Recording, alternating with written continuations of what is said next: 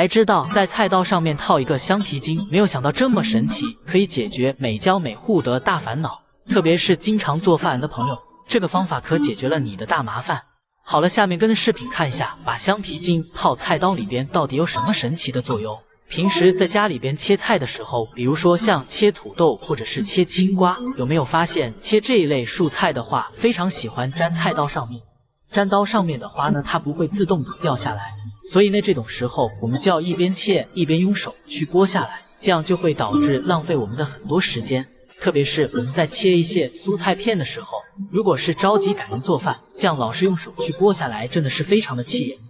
解决的方法非常简单，我们只要在菜刀上套一个橡皮筋就可以了。就这样把橡皮筋套在刀口上面一点，套好之后，我们在切片的时候会好很多。虽然说它还是会粘，但是粘到一定程度之后，它自己